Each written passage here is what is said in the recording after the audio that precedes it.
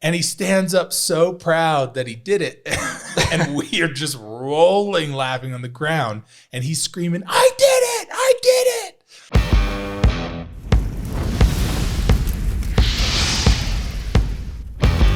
it! Welcome to Big Fish Stories, the podcast dedicated to telling the real outdoor stories of adventure, hunting, and fishing. For the outdoors men and women who get lost in the stories around the campfire, this is the place for you.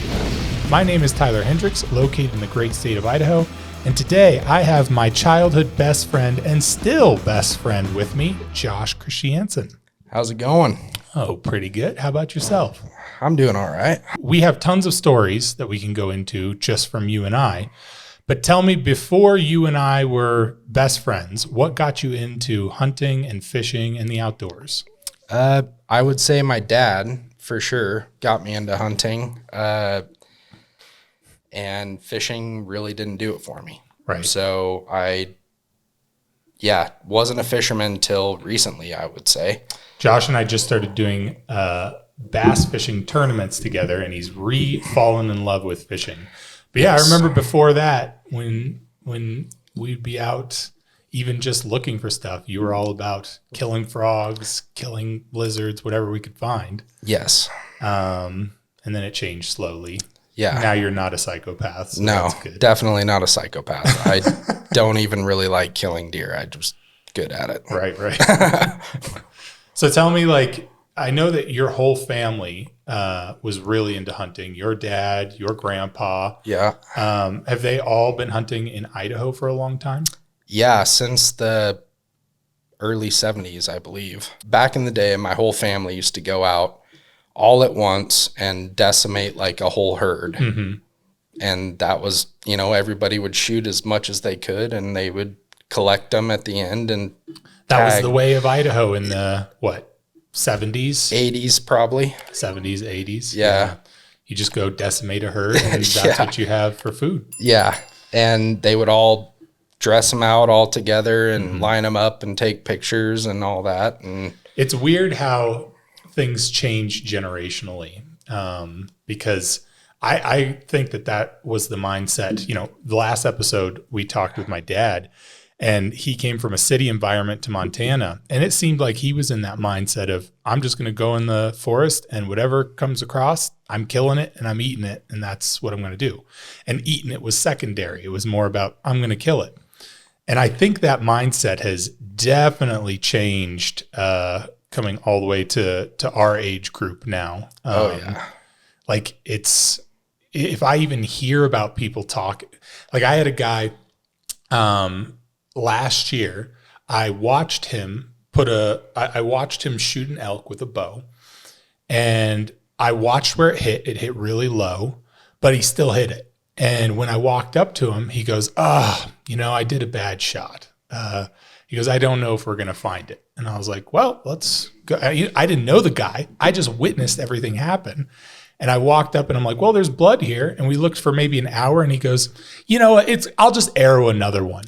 And I was like, no, you won't. I was like, no, you're searching for this all day. I was like, tagged out at that point. Yeah, I was like, you should cut your tag if that's your mindset, if you're not putting in the hours to go find that animal.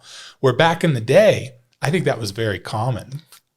And I think that's how hunters got such a bad reputation in the 70s and 80s. Maybe they were more skilled because there wasn't a whole lot of that going on either. Maybe. Honestly, based on what my grandpa told me. Maybe they actually could kill game. There was at least one time where I know they killed more deer than they had people. Jeez. Back in the day. Right. They had to call somebody to come tag a deer because they shot one extra or something. That was a common thing too. My dad used to tell me stories about how he would walk into I can't remember if it was a restaurant or something like that, but he'd be like, does anyone need their tag filled? Because he had so many deer on public property around. That was probably on whitetail or something. Yeah. Oh yeah. Yeah. Mostly whitetail.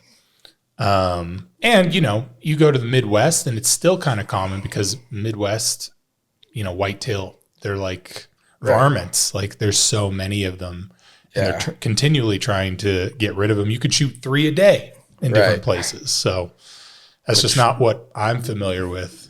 Me neither. I get one deer and maybe one elk if I'm really lucky, and that's all I need. If you pay a bunch of money, you can get 2. Right. But yeah, that's about it. Right. Yeah. So tell me a little bit growing up. Do you have like a first story of when you knew, oh, this is what I want to pursue. Like, this is what I want to do. I want to hike. I want to find animals. Do you have any sort of story that solidified that for you? You know, I might be a little bit different than most of your viewers. Mm-hmm. I grew up with hunting as like a normal thing. Mm-hmm. And, you know, my dad took me out maybe when I was 6 to 8. Mm-hmm. And I experienced watching game die at that young and then growing up. And by the time I was 10, he was making me gut out everything that he killed every year. Right. So I was pretty... I mean, if you're going to have a kid, you might as well make him do the hard work. I could barely make it to most spots, and he would carry me sometimes. And I learned at a very young age how to field dress game. So mm-hmm. From the time I would say I was probably 10, a couple years before I was able to shoot my first deer, mm-hmm. I was already totally used to seeing, you know, animals shot. Yeah. Just whatever. Right. So no, that makes it's funny because my dad was a great hunter in Montana, but it's because he had all the benefits in the world of being on private land and public land.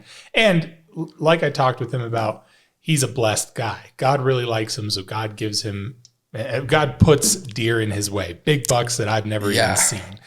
And when he came to Idaho, I remember when I was 9, 10, 11, 12, I remember continually he'd come home and no animals, like every single day. And every day I'd be like, did you get one? Did you get one? He'd be like, oh no, not today. They're really tough to find now. Like, I think there's too many hunters in the forest. Yeah. And so I didn't get any of that experience until I think I shot my first doe. That was the first time I actually saw a dead deer. Yeah. Well, I mean, it's an experience for sure. Yeah. For a lot of new people, it's not the most fun thing in the world, but right. Yeah. I grew up with it pretty normally, and mm-hmm.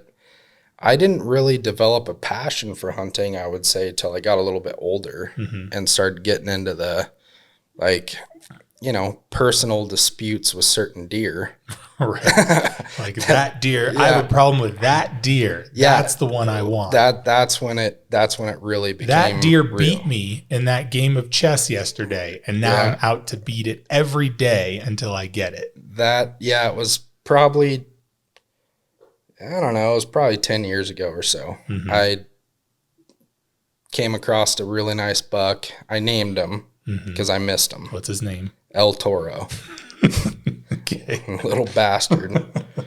I thought it was a 600-yard shot. Mm-hmm. It was like 350 yards, but, you know, most of the time when you're shooting across these canyons, they're around 500 yards. Mm-hmm. This guy was not. Mm-hmm. I shot right over his back twice, and he ran away. Mm-hmm. And he would have been bigger than anything my family shot so far. And I had tracked him for like 7 days. Mm-hmm. I knew where he was going to be. I had my brother and my dad there, mm-hmm. and I told them where to sit. I told them where I was going to sit and where he was going to come out. Mm-hmm. And I had it down to like a matter of like 15 minutes mm-hmm. of when this guy was going to be walking over the top of this ridge. Mm-hmm. And he didn't make an appearance unless he was on this ridge. Mm-hmm. Otherwise, he would take the tree line or probably 50 yards behind the tree line, mm-hmm. and he did whatever he was going to do. But I had him tracked. I knew where he was going to be. He was there exactly like I said it was going to be. And God bless my dad. He told my brother not to shoot mm-hmm. because of how much work he had seen, how much work I'd put into tracking this thing. Right. And when it showed up, when I told them it was going to, I think it shocked both my brother and my dad. And my brother was just rearing to shoot it, and he just said, no, this is his to miss, I guess. So yeah, Gotcha. He's could be still out there. So that's the vendetta buck. That's the one that turned me on to mule deer hunting. Yes. Right. Gotcha. Like officially. Yeah. And you'd shot bucks before this. Oh yeah. I think we were both at an age where we had gotten used to shooting, because you could shoot doe or buck at that age. Till you're like 15. Till you're like 16, I think. 16? Well, you could. Now they've changed all the rules. But and I remember thinking, oh my gosh, if I see any buck, that's what you're supposed to shoot. That's a trophy. Yeah, you're shooting 2x2s, 3x3s, and small ones, 2.5 years old, until you finally find these spots that are your spots that have these bigger bucks. But until then, you just never know they're there. Yeah. And this was your experience of being like, oh, there's bigger bucks here. Yeah, that was the first time I actually got into country where I saw like, legit, like big mule deer tracks. I knew for a fact that I wanted to kill that thing and I missed, and that started me on the track of being interested in, like, I really enjoy hunting, but I lost my love for it for a short period of time because it was so overdone by everybody else that I knew. Like, it's a cultural thing where we live. Right. And I got kind of sick of people competing for public land, competing for spots. It just got ridiculous. I just want to go out there, and I realized I can. I can go out there and do my own thing. It's actually quite simple. Don't post anything on Instagram or Facebook, and just do what you want to do. And go by yourself, and don't tell anybody. And that's exactly what I do. Right. Yeah. I enjoy being in the mountains by myself for sure. I'm with you there. I think there's always been that. I go with you though. Right. I'll go with you too. Yeah. There's always that learning experience where you tell a buddy about a spot that you want to go to, and you go to it, you discover all these deer, and then the next year that buddy has his buddies in there, and then those buddies have those buddies in there, and pretty soon this spot that had 15 bucks has nothing. Yeah. Well, we live in a hunting community up here. Like, there's probably 200 or 300 dudes that are hardcore about this stuff. Yeah. So then like thousands of people who are half hardcore about it. Probably 10,000. Yeah. I mean, honestly. Oh, especially in the surrounding counties. Yeah. You have people who will drive up here every day and just drive the canyons until they find something. Yeah. It's crazy. But yeah. So tell me about your first deer that you ever shot. Tell me the story. The first deer I ever shot, I was on my own. I told my dad I wanted to shoot a deer on my own. He was still there. Him and his buddy, I guess, I'm pretty sure they were watching us, but they were up on the hill, and me and Jake went down to this little bluff thing. And Jake's his brother, for those who don't know. Jake is my little brother. I like how you look over your shoulder at this camera. Yeah. You have one right there too. There's all kinds of cameras around. Jake's my little brother, and I told my dad that I wanted to do it on my own. So we went over to this little kind of bluff thing and laid down and started glassing, and there's this big rock pile, I don't know, maybe 300-400 yards in front of us. And all of a sudden my little brother says, "Oh, there's a deer. I can see something moving." And I was like, "Okay, where is it?" And he's like, "It's right there. I can see it licking its lips." just go to the right of that tree and just shoot, and you're going to get it. And I was like, dude, no, I'm not just going to shoot this deer that I can't see. Right. Like we need to see what it is. He goes, I'm literally looking at it. I mean, this went on for 20, 30 minutes. It's licking its lips. It's licking its lips. And I've never heard of that as a thing that you're supposed to look for when you're looking for deer movement. Apparently it's what my brother looks for. Right. And he saw it and he was all about it. Shoot this thing. And so we moved positions to get in a better shooting position to take this rock with bird on it. And Jake was sitting there still hounding me. And finally I said, dude, there's no deer there. I'm looking at the Tweety bird that you're looking at right now, and it's flapping its wings. So what do you want me to do? And he backed off finally. Yeah. I mean, back in the day we were using Tasco scopes, right? 3 to 9 or whatever. My dad still loves his Tasco scope. I finally upgrade, and it's not that Tasco makes the worst scopes, but back in the day, these were like set at like 6 power. And once they started getting fuzzy, you had to get fuzzy with it. You were squinting to see through it. Or moving closer. And my dad swears he had this Tasco scope. It was a 8 or 9 power. And he shot through this scope all the way up until 2 years ago. And finally I looked through it and I'm like, I can't see anything. It's just blurriness. How are you shooting out of this?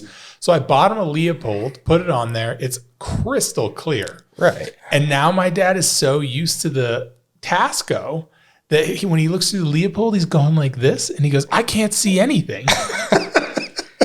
He goes, I think the other one was wider so I could see more. And I'm like, probably. That means it's wider so it's more zoomed out. Right. And he goes, and I just felt more steady with it.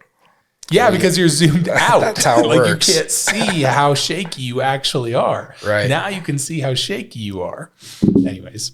Well, yeah, that makes sense. Yeah. But we grew up doing that. So, we didn't grow up shooting custom rifles, custom calibers, custom glass, none of that. Yeah. This is the used family gun. Yeah. Yeah. I mean, my first gun was passed down from my grandpa. Right. It was a 30-06 and it was sporterized. He brought it back with him from, I think, Japan and had it sporterized, and it's still a great shooting gun.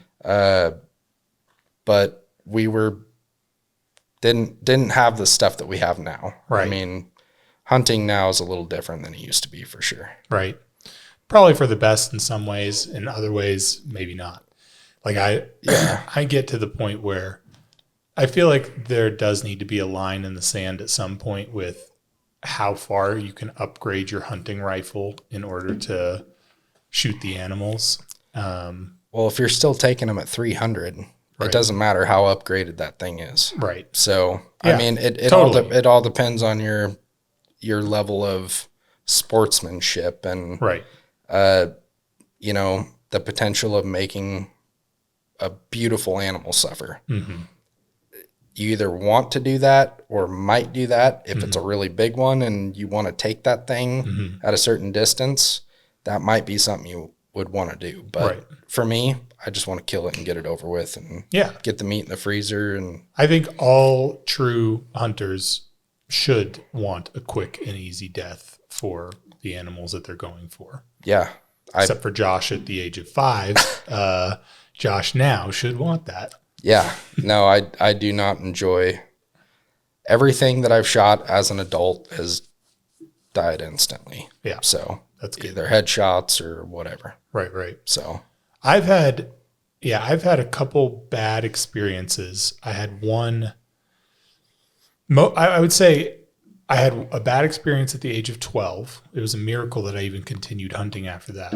I ended up shooting a doe in the back hoof, and then had to pursue it on foot. And then it was dark and someone had to tackle it and take care of it. that was Tidwell. Yeah, that was Kurt Tidwell. Then I had a great streak for a really long time and got overconfident and ended up switching to a new rifle and was overconfident with my new rifle for no reason because I hadn't really shot it that much. I had sighted it in like I did my old rifle and just continued with the same level of confidence with my new rifle. And this was probably 7 years ago, and I shot a buck in the front hoof. And I ended up killing it really quick after that, but it ran probably 50 yards before I could get another shot. And I was mortified. Like I went home and like cried to Amory about it because it was a whole experience. It is. I can't believe I just made this thing suffer. I do always have to think though, no, most of the time it is tough to make an animal suffer more at your hands than it would suffer in nature. Nature's ways of killing these animals are most of the time starvation or eaten alive, unless they're real lucky with a mountain lion or a car. Yeah. Yeah. But that's still at the hands of a human. Right. The best death they can get seems to be from the hands of a human. So I always have to wrap my mind around that because I love what I do, but I'm with you. The killing part to me is my least favorite. Yeah. The shot, like I love when I see it. I love when I'm just squeezing the trigger and when I pull and when I know it was a good shot. I love all of that. But then it's that recognition afterwards of I had to kill this thing. Right. That can totally be, depending on the situation. I've seen other people shoot game and do it poorly. Yeah. And it was traumatic. Oh yeah. Well, you sure. can. Yeah, I mean there are definitely bad scenarios. Like you can gut shoot a deer or an elk and it can live for a long time. And I've had bad shots too. Mm-hmm. Actually, the deer on my first hunt, I hit in the back pelvis. It was running full blown sprint up this mountain. Oh yeah, you didn't finish. Tell the whole story. Tell the whole story. So Jake was telling me to shoot this deer, rock, shoot the bird with was licking its lips. Exactly. And I started looking over and I saw some deer bedded down below where he was talking about, and so I was like, "Oh, there's deer down there. Let's go down here." I was willing to shoot a doe, buck, didn't matter. It was my first one. I was going for 12. 12. Yeah. I was going for a deer, didn't care what it was. We dropped off this ridge a little bit, and as soon as we dropped off the top and skyline, these deer stood up and started running up this mountain. I laid down kind of ish on a sagebrush and shot, and I put my crosshair maybe a foot or two above her nose, and I hit her in the spine. In the spine, and like lower pelvis spine area, and completely ruined 70 or 80% of the meat, like the real meat. The back straps were gone. Jeez. It was horrible. I mean, I got stomach fluid through, I would say the bottom half of the deer was ruined. Wow. It was horrible. When I gutted it out, it had milk in it. There was a fawn. I was just kind of like, whoa. Yeah. Especially after we went and tried to butcher the meat and stuff, it just was tainted. We couldn't use any of it really. The front shoulders, which is probably 30, 40 pounds of meat, maybe. Right. If you get everything off the neck and everything, it was horrible. And it was a bad gut out. It was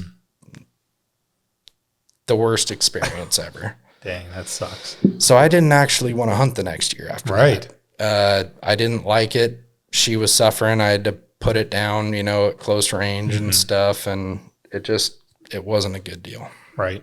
And I think a lot of people from the outside actually think that hunters are all about that kind of stuff.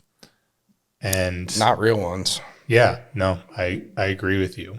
Not at all. Yeah, it's not about the kill. It's about the hunting experience, and it's about being outdoors.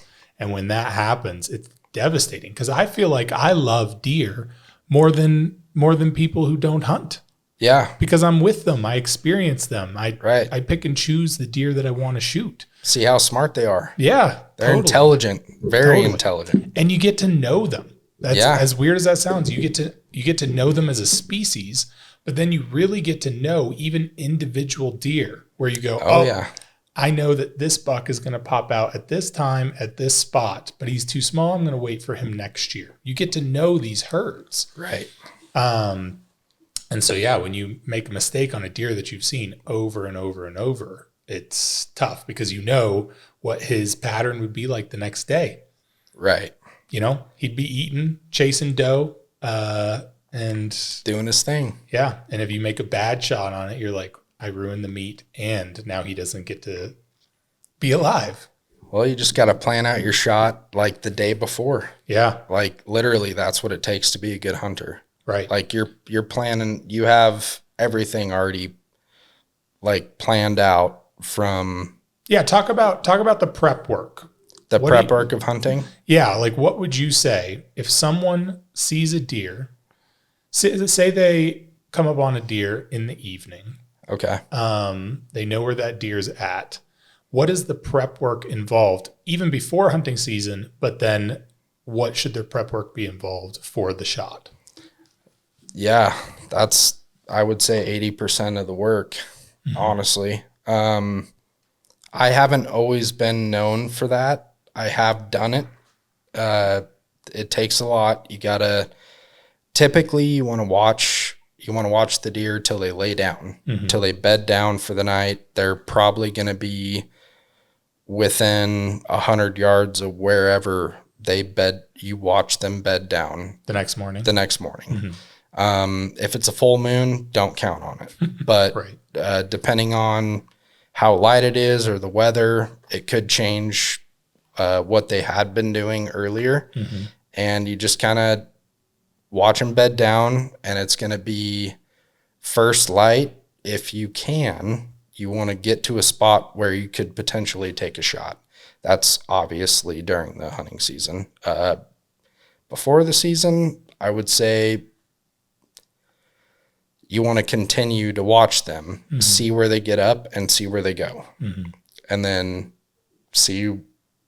be there at the night, or Figure out their patterns. yeah, they do have a lot of patterns. They do like to go back to certain water holes or whatever. What would the prep work be? Because you're a great hunter, but you're also a really great shooter. You understand your rifles, your pistols, all of that.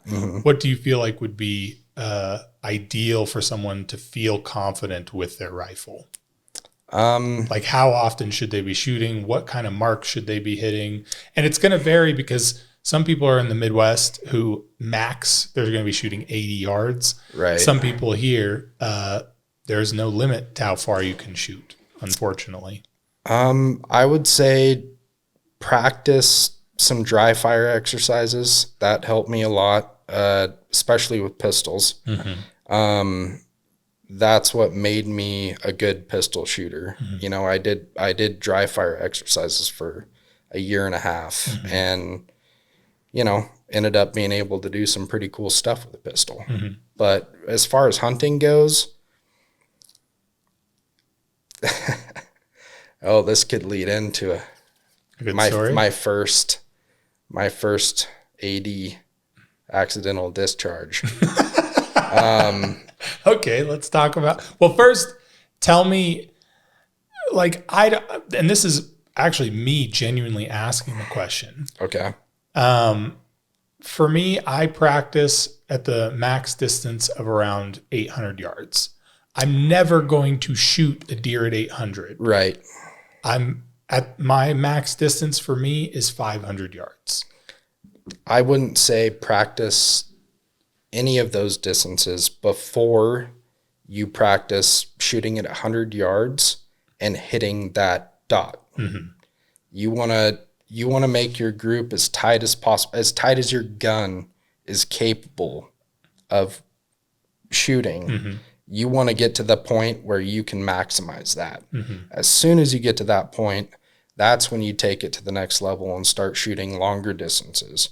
If you can't hit a group at 100 yards, then that's your kill range. Right. You're not shooting past that. Mm-hmm. Once you master that, then you move on to, pretty much anything between 100 and 400, I would say with most modern calibers, is pretty flat. Mm-hmm. Depending on whether you're working against or with gravity, Mm-hmm. it's pretty similar, especially with like what you shoot, a 270. Mm-hmm. It's a flat shooting gun. Mm-hmm. It shoots, it's a laser. At 400 yards, you just hold right on. Right. With other calibers, It's a little high, but you'll still which hit is it. weird. But for people that don't know, Mm-hmm. that's strange that it's shooting high. No, I said I would aim a little high. Oh yeah, a little. Yeah, like for 400. yeah, but depending on, I don't know, if you're shooting way down, let's say you're shooting down into a Right. canyon, That's true. you'd be shooting high. Right. So it's kind of weird to get into all that, but once you zero and get comfortable with your trigger and the recoil, dealing with recoil is really hard. How many times would you recommend, as far as how many shooting sessions, and it doesn't have to be, specific, but how many shooting sessions and how much ammo do you think people should put in before the season or into their gun in general to make sure that they're on? Like normal hunting or people like new hunters? I would say normal hunting, but maybe people with even just a new gun. If I were to buy a new rifle before I go hunting, Mm-hmm. I usually put anywhere between 40 to 60 rounds through it before I kill something with it. Yeah. Hands down, doesn't matter what it is. Mm-hmm. Even if I'm varmint hunting, anything else, I kind of do this like by the box thing Mm-hmm. where I'll shoot 20 and I'll make some fine adjustments to whatever, and I'll shoot 20 more. And I do that 3 times before I decide whether or not I'm buying a new scope or changing out the trigger or whatever. I usually put 60 to 100 rounds through every gun I have before I kill something with it. Gotcha. Gosh, this last gun I felt like I had to put 200 bullets through it before I finally got comfortable shooting it. And I think that's... Are you talking about your Tika? No, I'm talking about my 270. Oh. It took me so many sessions just to get used to everything with that gun. And I think it's because I shot the same 270 from the age of 12 to the age of 30. Yeah. And so I knew that gun in and out. When Right. I shot that gun, I knew exactly what the kick was going to feel like. I knew exactly how to hold it. And I got in this pattern of probably bad habits with that gun, but it's because I felt like I couldn't miss with it. Right. And then I get a new gun that the kick is totally different. The scope was completely different. And I'm shooting that thing and couldn't get a good grouping to save my life. Yeah. A lot of the times it's the shooter. It was totally me. Yeah. And it's funny because now, and I kept blaming my gun over and over. I'm like, it's my gun. And it was your brother who recommended I get that gun. I'm like, Jake, it's your stupid gun you recommended. And then I kept taking it out over and over. And finally, when it was the realization of myself that I'm flinching, Yeah. then everything got easier. But it's so hard to admit that when you've been hunting for so long that you are a bad shooter or you've practiced bad habits. And it's funny because watching my dad shoot now, I have similar, I make fun of him because we had this big box at 100 yards. And this is the Leopold scope that he's been complaining about. And he'll shoot and completely miss the box at 100 yards. And I sight it in and it's dead on. And so he'll be like, it's off. Take my gun. You shoot. And I'll get down, shoot. It'll be perfect shot. And then he'll look at me and he'll be like, give me that gun. And then he gets on the hood and then he practices all the things he knows. Breathe out, and just like really focus and concentrate on not bumping your rifle and just pulling the trigger. And then he shoots good. But he'll go from missing the box to shooting good just from going, I got to shoot the right way because my son just... Right, going through the motions. Yes. Like, he knows how to do it. He just, you sometimes just get in that mode. Yeah. If you go through a checklist of what I need to do to hit my target, it's a pretty small checklist. Yeah. And if you do it correctly, you're going to hit your target. Right. So it is pretty simple when it gets down to What's the checklist you go through in your head when you're getting ready to squeeze the trigger? I always like to have 2 points of contact on my rifle, preferably not me. So a bag or my backpack at the front, a bag or a shirt or something rolled up behind the stock. I want to make sure that I'm not touching my rifle with my left hand. Which is funny because that's how, and I think a lot of people were taught. That's how I was taught. I was taught that way too. Yeah. You hold, because your gun's going to jump up if you don't hold it down. Your gun's going to do whatever it wants to do. You let that baby, that buddy rip. Yeah. Like, you just don't care. You don't think about anything except your gun being stable, having, and doing the math, depending on the shot. Most shots that I've taken, there's been a few exceptions, but most shots that I've taken have been within 400 to 600 yards, I would say. There's been a couple close ones, but for the most part, I kind of hunt in the same area, and that's just what you got to do. Right. So it's breathing, taking time, and I usually let the deer bed down so I have that time. So I'll watch them for a bit, and then you just checklist is front, back stabilized. Keep your bicep and your shoulder kind of off the gun a little bit, and when you pull the trigger, I can't feel my trigger finger, so it's kind of tough, but you just kind of. That actually might help. It's a little bit of a surprise. I started shooting better after I cut my finger off. So yeah, my dad would always say, if it doesn't surprise you, it's going to be a missed shot. Right. And I think that's true, because if I'm bearing down on it and I just boom squeeze, all of that flinching is going to cause you to mess up. I had that happen this year, actually. Oh yeah. Did I tell you? I think I might have told you. The deer that I shot this year, I had it perfectly lined up. Snow was falling. I'd hiked this little ridge and was up perched on it. I knew where the deer were going to pop out. They always pop out in this one section when the snow starts falling. And I was just sitting there waiting. And it was a 200-yard shot. I knew they were coming. I just had that feeling. Yeah. And of course, the moment I realize, they're not coming, I'm going to hike somewhere else, I stand up and start walking away. I look and they're right there. So I jump back down.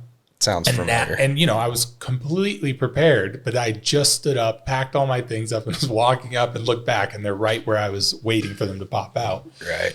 I sit back down on my gun. I get my tripod up, and I'm a little bit panicked, even though I had no reason to be. They had no idea I was there.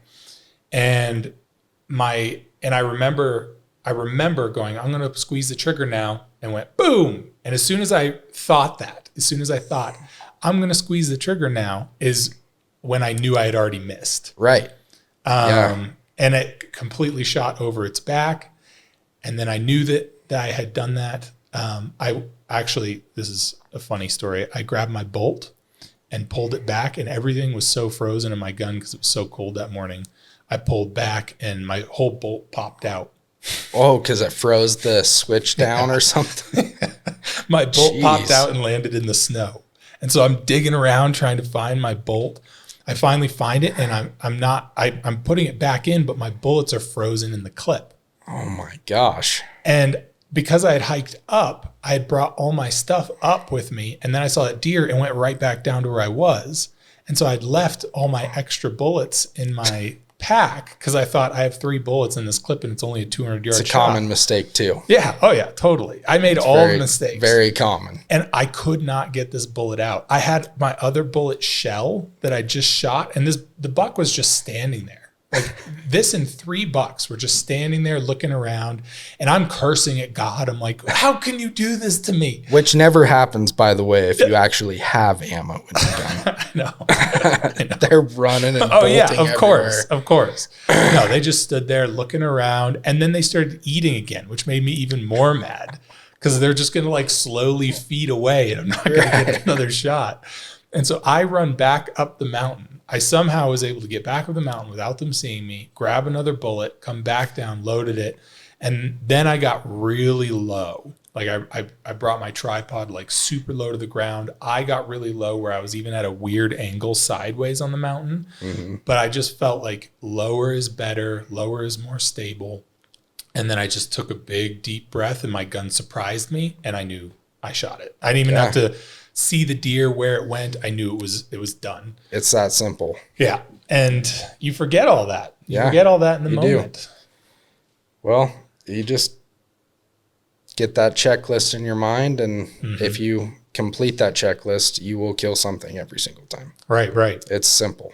You were about to tell that story of when the gun went off, the first one. Oh yeah, my first accidental. Josh has only had his gun go off 3 or 4 times when he wasn't paying attention.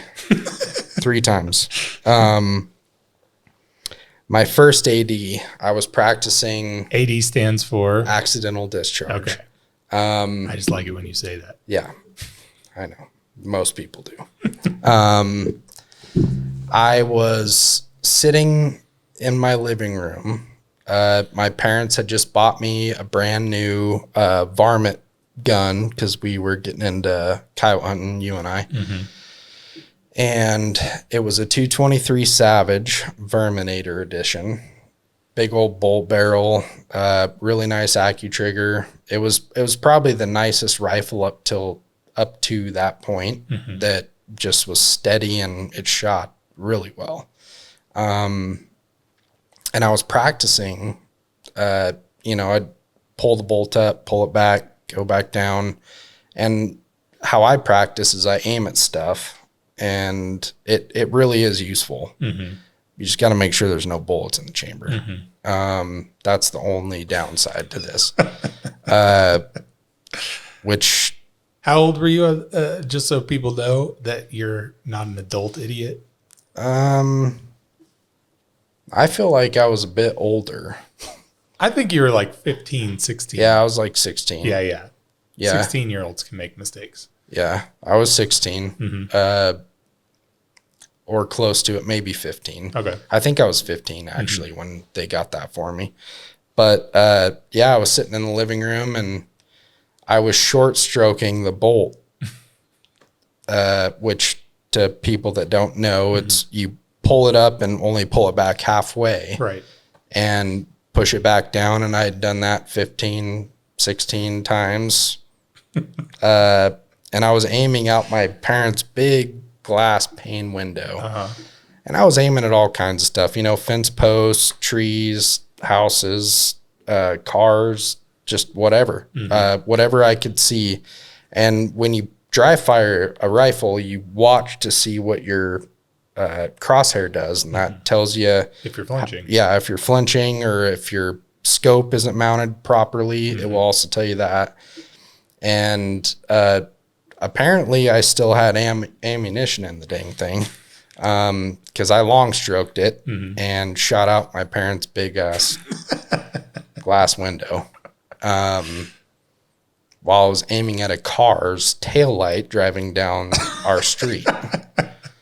Luckily, it didn't make it there. Right. But it probably hit a few things on the way there for sure. Yeah. That's funny. Yeah. Yeah, I have my dad, when he comes back on this podcast, will have to tell his story that's similar because He won't tell it. He told me I could only tell one of his embarrassing stories, and of course I chose him shooting a steer. I know what story you're talking about. Yeah, but there's a lot of idiots out there who tell you to, practice shooting at things and practice actually pulling the trigger at things that you should not be pointing a gun at. And my dad has a story very similar that he'll have to tell at some point. He'll be mad if I tell it on this one, so you all will have to wait for the next time he's on. Or I could tell it. No, no. I know this story. Let him do it. It was a good one. It was a good one, but he'll have to tell it. All right. He's already embarrassed enough that it happens. It happens. It happens. He wasn't taught a lot of things. Yeah. I don't know what your excuse was, but my excuse was it should have happened more. I probably should have shot. I probably should have shot a lot more windows, honestly. If I'm going to be honest, you're like, look, I did this 10,000 times. The fact that it only went off once is pretty. That's kind of where I'm at right now. That's funny. Okay, so tell me about. I know you have one year of crazy stories when you and Jake were kids, and I actually was in on that last hunt, but I wasn't there leading all the way up to that. Tell me a little bit about that. Okay, so me, my dad, and my brother put in on a party hunt for Unit 44, which I would consider a trophy buck unit in southern Idaho for sure. It's a good one. So all you hunters out there, put in for Unit 44 so we can put in for the ones we want to put in for. Yeah. No, it's a good one. There's a lot of good game out there. But yeah, so it was 2004. So you were 16, 15. I was 16. 16. Jake was 14. 14. I was 16. Was it? That was Jake's first year. That was 2002. Yeah, I felt like we were way younger than that. Yeah, no, we were. No, that was. I don't think we could drive. No, we couldn't. That was my brother's first year. Mm-hmm. So it was 2002. Mm-hmm. Me, my dad, and my brother went up to this trophy unit, and there was deer everywhere, bucks, like non-typical, awesome. It was freaking phenomenal. Mm-hmm. Probably one of the coolest and underappreciated years that I had hunting. And we got up to the top ridge of, I think it was Buttercup, or close to it, which is basically the highest peak in Unit 44, where you can see everything. And we spotted this buck. It was nice, wasn't maybe 28 wide or 26 wide and whatever tall, non-typical. We could see it had some junk on it. And we decided that Jake was going to shoot it. So he posted up. We typically put our backpacks on a rock or whatever and kind of have something soft to shoot on. And Jake put his gun on his backpack and didn't realize, and it's a brand new backpack at this point. He had just bought this thing. And I think it was like maybe one of the top like Cabela's brands, or, he was really proud of it. Right. It was his first year. He had been with us quite a bit before that, but it was the first time he was going to shoot a deer. So he went all out, or my parents went all out and got him some nice stuff. And he put his backpack on this rock and, put his gun down and shot. And there was this big confetti of foam and all kinds of stuff. And I was like, Jake, what was that? And he said, I have no idea. And he kept shooting. And I was like, wait, what just happened here? And he had stuffed his barrel into his backpack and was looking over the top of it and was shooting holes through his backpack as this deer was running. And I just had no idea what it could have been. we didn't realize it till after he did. I think he shot like 7 or 8 rounds, which wasn't abnormal for Jake back then. Back in the day, Jake's a great shooter now. Yes. But back in the day, it was very, very common for Jake to shoot his gun, and then you'd hand him your gun. He'd shoot your gun. You'd hand him another gun. Just a little trigger happy. I've seen him go through 3 guns. And I was loading the first one while he was finishing the first. Right. Or third or whatever. Yeah, I was loading the first when he was finishing the third. It was seriously like being in battle. Right. I remember there were times where we would be coyote hunting. We'd see a coyote. We'd be on it. And all of a sudden, boom, a gunshot would happen. And Jake would be shooting to the left, and he'd be shooting at a completely different mountain than what we were shooting at. We're like, what are you even looking at? The coyote. The coyote's over here, Jake. He's a little trigger happy. Right. But great shooter now. Yeah, he learned how to fine tune that, and he's doing a good job. Right. But anyways, back then, not so much. Mm-hmm. He liked to throw some lead. Mm-hmm. And I think just like all of us, we all like shooting guns. Mm-hmm. I do feel like there was a couple times where Jake would have just sent lead downrange just because he could. Like because it was time. The bullet's in the chamber. Yeah, like it's ready to go. I have 4. You know. I only need to concentrate on the 4th. Yeah, if he's loading another gun, I have 4 more. Yeah, I got 8 at that point. Why not? The third guy's got 12. I mean, if you're a good hunter, you shoot 1 bullet a year. Right. That's not fun. Right. That's kind of where I kind of thought Jake was coming from for a long time. Yep. Anyways, he shot through his backpack, blew it to nothing, couldn't use it anymore. And so we were chasing a wounded deer. Mm-hmm. It was he hit it through the backpack? Oh, he hit it through the backpack. Wow. Yeah. Okay. Yeah, he wounded it. I think he hit it just above the front right elbow. Mm-hmm. Age of 12, right? 12 or 13? 12. It was his first deer. Okay, gotcha. Yeah, this next part's kind of messed up. But so we're chasing it, right? Mm-hmm. Me and my dad takes off. He's going to go to another canyon just to make sure it doesn't backtrack. Mm-hmm. We always split up at this point. The more, square footage area you can cover, the better. Mm-hmm. Well, he told me to stay with my brother, and I was like, okay, yeah, I'll stay with him. We start running. We set up. We see the deer starting to go over the ridge, and Jake's just about ready to pull the trigger. And I said, hold up. That's a good looking buck. Boom. And I didn't even know I was going to do it, but I shot. I shot and hit it and dropped it. Killed it immediately. Yep. And my dad comes running over, just so proud of Jake. Thinking that Jake just smoked this buck. First deer. Just right. He's ready to give all the dad proud moments. He picked him up. And I'm sitting there going, oh God, that's not good. And Jake's sitting there going, I didn't shoot it. Like, my dad's holding him, praising him and all that. Right. He puts him down and what? It's like, yeah, no, Josh shot it. He's like, oh, really? Jake said, yeah. He said, nice buck, and pulled the trigger.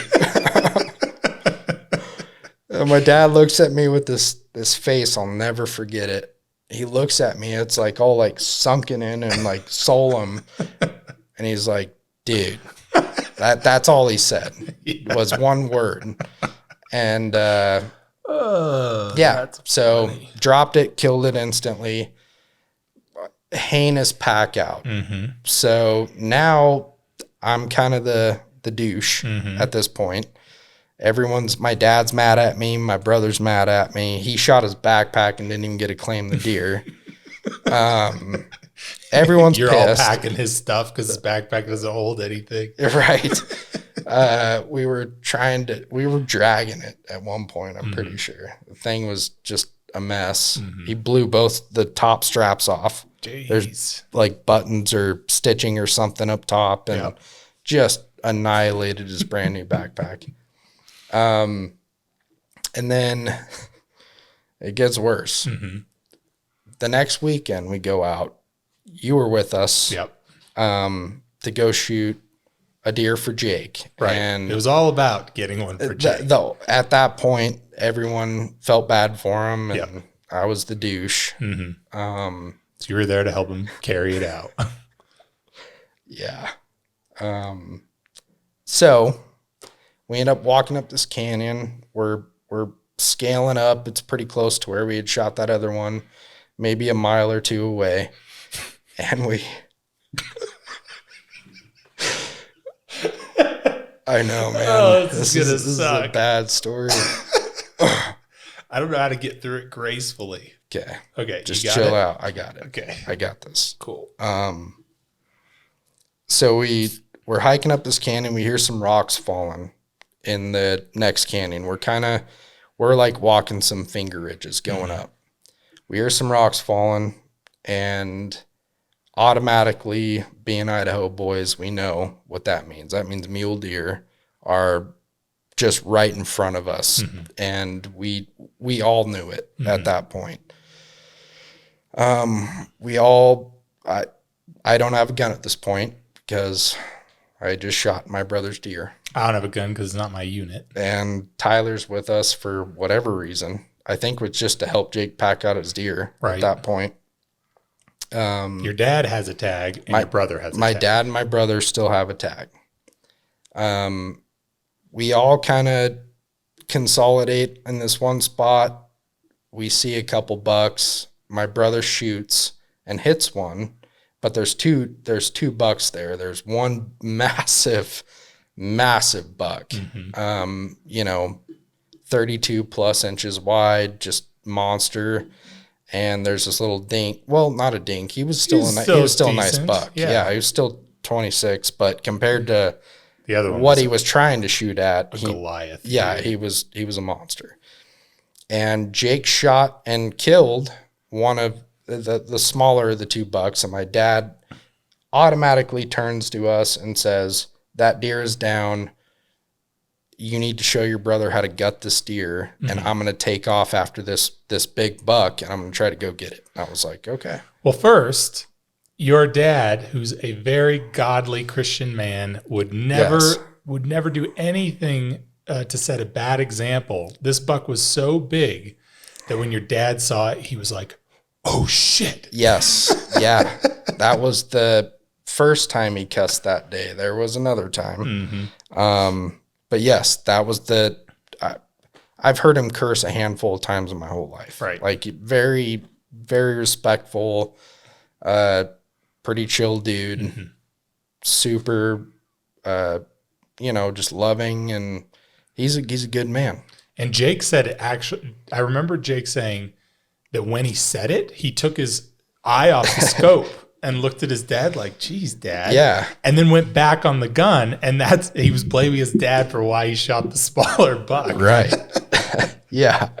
That was definitely a thing. The funniest part is after he shot it, and it wasn't dead yet. I don't know if you're going to tell this, but I was watching Jake walk down, and the deer wasn't quite dead. It was still up, and you could tell it was going to die, but it was still up.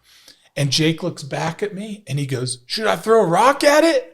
And I'm like, "No, you shouldn't throw a rock at it. It'll run farther." And he goes, "I'm going to throw a rock at it," and just starts hucking rocks at the deer. And of course it stands up and runs farther up the canyon. Yeah. I didn't even remember that. Yeah. I remember that because I remember thinking when we finally packed the deer back to where he originally shot it, right. I was like, we could have started from here. Right. That pack out was miserable. Oh, it was that was the worst. Horrible. Josh and I put it on a stick. Like a pig. Like you would like a pig, put it on a stick because it was such steep side hilling. We didn't have pack frames or anything like that at that age. So barely even rope. Yeah, the options were drag it or cut it into pieces. And so we put that thing on a stick and tried to carry it out. We did. I have a picture of that, by the way. It was horrible. Yeah. You have to give me the photo. I'll give you the photo. Yeah. I don't think it's digital. I think it's just like a hard That's copy fine. Just photo. take a photo Yeah. with your Yeah. camera No, and I'll I put have it a in. picture of it. Anyways, so Jake shot it. My dad took off, said, show your brother how to field dress a deer, because I had been doing it for 4 or 5 years. I was pretty proficient at it. Right. Like, my dad didn't even have to touch anything at that point. Right. And you're 14, 15, you're a teenager. Jake's 12. Yeah, he hadn't really been out as much as I had. Right. He wasn't even necessarily used to gutting game or anything like that. Mm-hmm. My dad took me at a way younger age than he did Jake. You know, once I started getting a little bit older, he didn't go as much, and when he did, he either went with by himself or maybe me, Jake at the same time, my grandpa, whatever. But Jake definitely did not have the experience that he needed to field dress this deer. Mm-hmm. So I was like, okay. And back then I was a little bit of a bully, I would say, towards Jake. I think we both were. Yeah. There's a couple of years where we razzed him a little bit. Oh yeah. Anyways. That's what older brothers do. Yeah. So starting out with this whole conversation. Yeah. My first instinct to helping my brother learn how to gut a deer was to mess with him. Mm-hmm. Like a lot. Mm-hmm. And one of the things that you need to do, probably not the first things you need to do, but one the of funniest things they need to start with. Yeah. I started explaining to my brother that you got to start with the butthole. Mm-hmm. And, you know, I had him split open the guts and everything. And I had him get everything out like normal. Mm-hmm. And then he was asking more or less like, well, how do you get rid of this? Like, it's always gone every time he had seen it. Right. There's like a big hole. Mm-hmm. And he's like, well, what do you do to get that out? Mm-hmm. And I told him, you got to take your finger and loosen it up a little bit. Which I don't know why I did that or why it was a good idea or any of it. But I remember you telling him, and what you were saying sounded it made right. sense. It I know. right. I really tried to convince him that that's what he needed. It sounded right. So he was so confused when he was trying to do it. He was very confused, which is so messed up because I wasn't. Yeah. Right. I figured out a way. You and I were just dying laughing because he's pretty much got his finger around the butt trying to figure out what to do. And he's like, loosen it up. What do you mean? Yeah. So I was trying to get him to loosen it up with his finger, back and forth. And I told him the faster that he went. Yeah, I wasn't necessarily going to tell this story. It's bad. I told him the faster that he went, the faster it would come out. Yeah. So he was going as fast as he possibly could. Yep. And it was for too long of a time, I would say. But you and I were dying laughing. We were holding it together. Yeah, we were holding it together because we were laughing, but this is dumb teenager stuff. Yeah, we were just kind of trying to tell him like, hey man, everybody has to do it. Right. Like this is just something you do. Uh-huh. And so he was okay with it, but he was kind of like confused. Like and getting mad. Why do people do this and why is it so hard? Like he was getting very frustrated why it just wouldn't pop out or whatever. Whatever he thought was going to happen. Whatever he thought he was going to happen. It didn't happen. Right. He continued his deal there. Yep. And the second time, out of like the 5 times I've heard my dad cuss. Yep.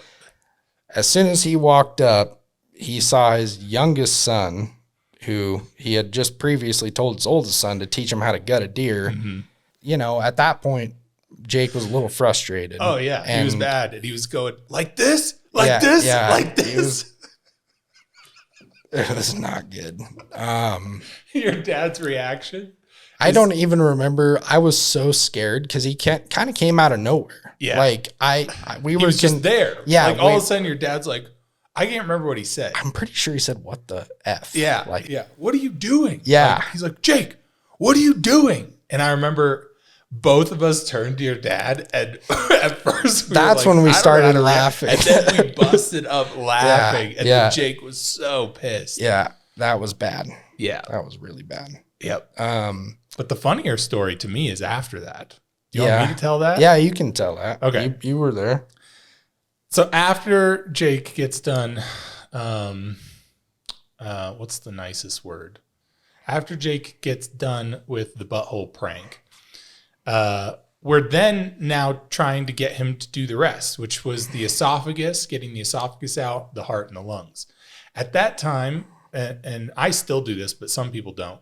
At that time, it was slitting the throat up here, and then you get inside the chest cavity, especially Jake, who is a small guy, small 12-year-old kid. You get inside the chest cavity, and then you pull the esophagus until it pops out. Well, Jake's not believing anything we're saying at this point. At this point, he's not listening. But this time now his dad is here and is agreeing like, Jake, that's what you do. Like you grab it and you just pull as hard as you can. And so Jake is trying with all his might to get this esophagus out. He is pulling and pulling, and he's like giving up, and then he's even getting discouraged, and he's coming back to it, and he's getting more aggressive and trying to pull and pull. And he's young at this point. Yeah. He's covered in blood. Covered. Like we can field dress a deer or elk right now and barely get blood on us. Yes, right. This dude had blood on his chin. I mean, he was covered in blood. Yes. Yeah. And he's been in the chest cavity pulling at this esophagus for so long. And all we're saying is, you can do it. Like, you just got to keep going. And finally, after he gets so aggressive and he's pulling so hard, all I hear is this loud pop, and the esophagus pops out. And then I look over, and Jake is rolling down the mountain. He fell off this like little 3-foot embankment when he popped out, and he's got it gripped so hard that he's rolling backwards all the way down the hill, and you can see the guts are just smacking him in the face, the heart, the lungs, the esophagus, smacking him in the face all the way down. And he stands up so proud that he did it. And we are just rolling, laughing on the ground. And he's screaming, I did it! I did it! It was a rough year for covered that kid. in blood, holding the esophagus with the heart and the lungs. And amazing. there's a million different, easier ways to get the esophagus out. Oh, yeah. And we chose to have him do it the hardest way possible. Well, that's how I learned how to do it originally. Totally. But it's amazing that he still is the avid hunter that he is today. Yeah. I And mean, now, to his credit, we can't say much. Dude shoots bigger bucks than we do often. Yeah, he does. He puts in the time and takes the shots, and I still have to pull the butthole out of every single deer he's ever killed, though. That's Josh's punishment now. Yeah, that's been my punishment since the day that happened. Every time Jake just brings the deer to you, butthole still in, and goes, here you go, Josh. He will call me. It doesn't matter what time of night. Yeah. He will call me and say, dude, you got to come over here and take care of this. And I do it. Penance. It's a good penance. Yeah, I earned it. Yeah. I would say that was pretty messed up. So yeah. So he doesn't have to do it anymore. So embarrassing. That was the last time he ever did it. Oh yeah, that's funny. But well, now what are your plans for this next year? What are you hoping to accomplish? I know you took a hiatus. You've had back surgeries, stuff like that, but you're just getting back into it. What are you hoping to accomplish this year? Well, the end of this last hunting season, I had more fun just being out, doing stuff, glassing. I mean, I spent hours upon hours just going out into the mountains and hanging out. It was wonderful. So next year, I'm probably going to take a year off of work, or a year. A year off of work? That would be amazing. Did you tell Sawtooth? No, a month, maybe 2 months off of work. Okay. And just literally just stay out in the bush and like go hunting and do the stuff that I love to do. That's awesome. Yeah. I'm excited to do it with you. Yeah, that's the main goal, I would say. To spend more time hunting this year. Yeah, just learning And it's all a learning thing. Oh yeah. Like I've been doing this for a long time, but although I did take a lot of breaks and, with surgeries and such, it all translates a little bit. Like when you get older and you start really thinking about it. And I like the idea of finding a specific buck that I want to get, especially early season. And then taking it. Yeah. That's I get a lot of pleasure out of that. So that's what I'm going to do. Awesome. Yeah. So the goal is to do some scouting, find the buck, and chase that buck. Scouting is probably one of the most miserable things I've ever done in my life. I hate it. I think it's ridiculous. Most of my friends all scout, and if they suck it up and just tell me where these deer are, then I'm good with it. Right.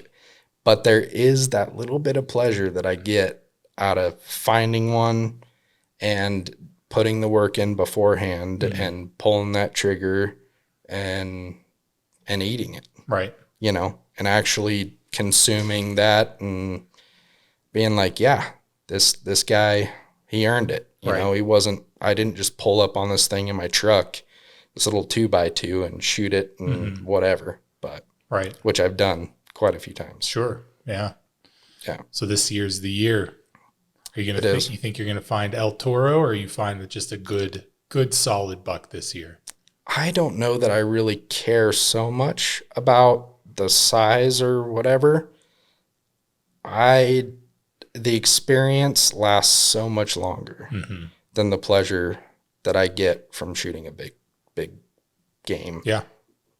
I'm with you. I've learned so much. I've learned more about the game that I haven't shot. I've learned more about being like a legit hunter based on that rather than like actually killing deer. If you kill a decent buck, yeah, you won. Doesn't matter how far it is or the work you put in. But as soon as you make a big mistake, a crucial one, which there's a million mistakes you can make, whether you don't have your gun loaded or whatever, where you peek up over this hill and your safety's on or whatever.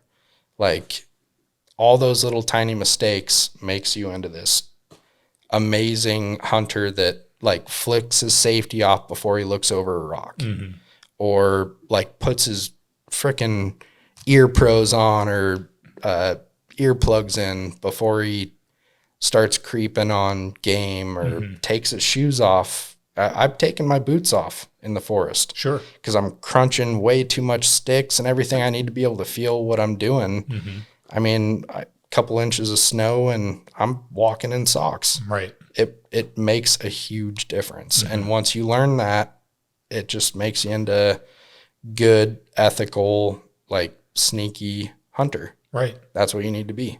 Right. And it seems like that's what you love is you're less into the spotting and you're more into getting on a track, following a deer and out matching that deer.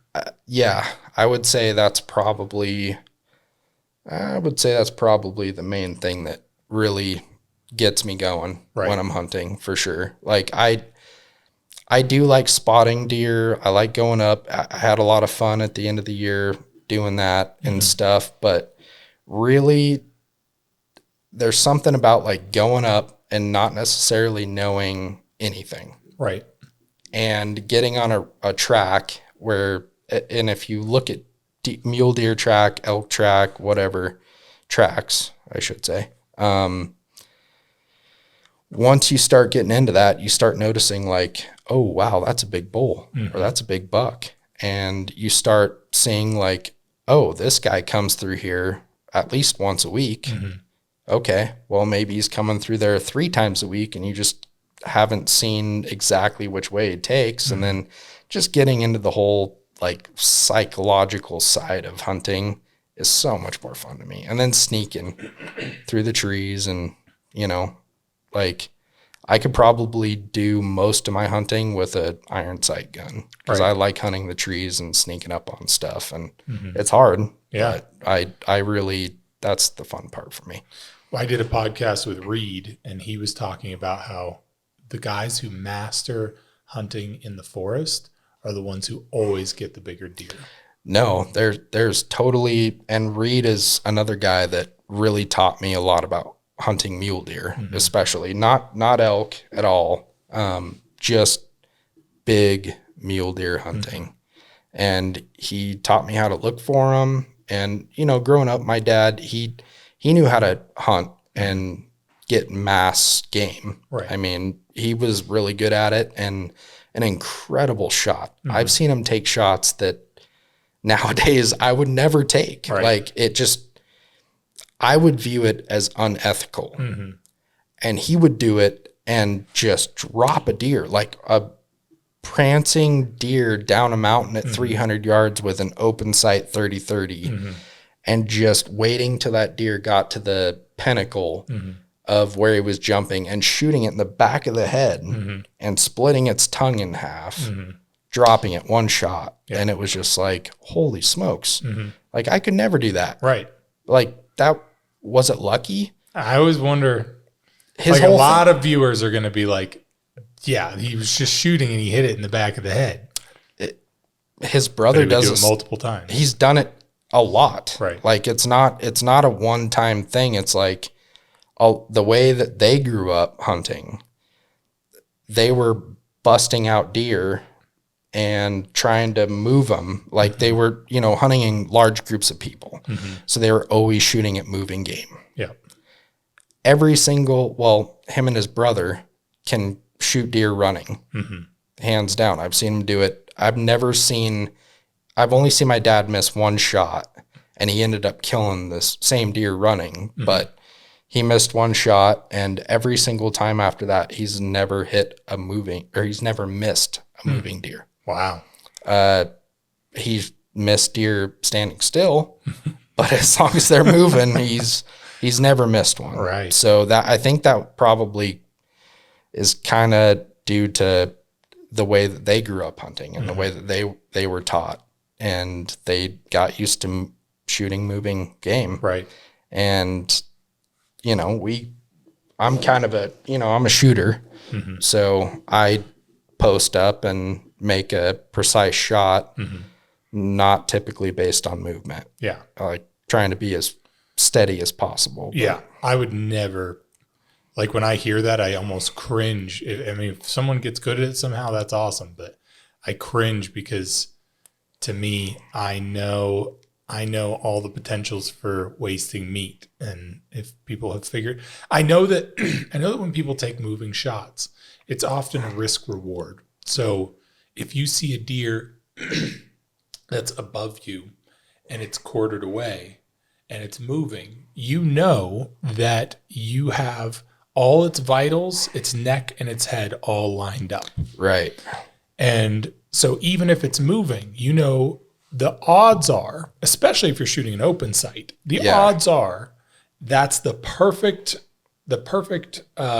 alignment for you to try a shot when a deer is moving. And I took a shot like that last year, but it was a 70-yard shot, and it had to be quick. Right. And I had a scope, you know, so I knew I'm going to hit it somewhere in the head, or the vitals, in the neck, head, or vitals was the shot I had. And so I guess I can see how people can get used to it, but gosh, I would be cringing looking at a scope, watching a deer run away. No way.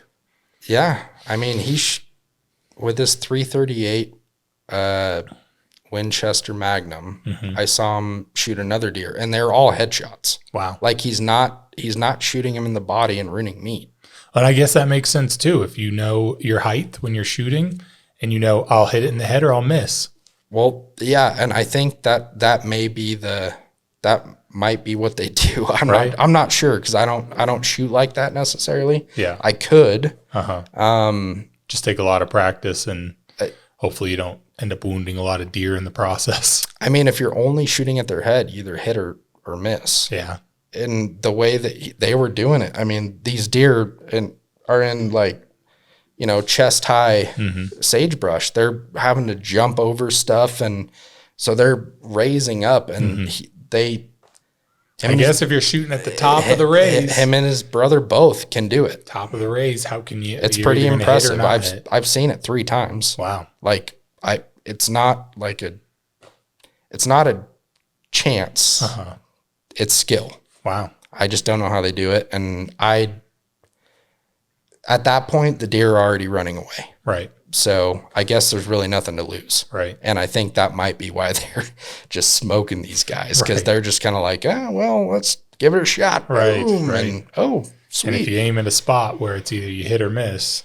And there may have been a miss or two in there, but there's still always a headshot at the end of the game. Right. And that was kind of the thing, you hit it in the head, you're not out anything. You're not out any meat. You're not out anything. And your dad's never cared about antlers or anything like that. No, he's never been a trophy hunter and still isn't. And he's more about the experience too. I mean, that's what it's all about, man. Totally. Well, I'll have to have him on at some point. Yeah, no, he needs to tell that story about bear, because I know there was something crazy where somebody put like a gun behind their shoulder and pulled the trigger, and there was like a deer rolling out from, he hit something. Wow. So I'll have to, that'd be fun to have him on, because I remember him telling some crazy stories. So I'll have to have him on, and I'll have to have, so Josh and I compete in bass fishing tournaments. And so this year we have some stories, but we'll probably, after this season, we'll tell some bass fishing stories that happened this year. And after hunting season, we'll have you back on, and we'll follow up with how your hunting season was. Yeah, no, I'm totally stoked about it, man. Sweet. It'd be awesome. Cool. Well, thanks for coming on today. I appreciate it. No worries.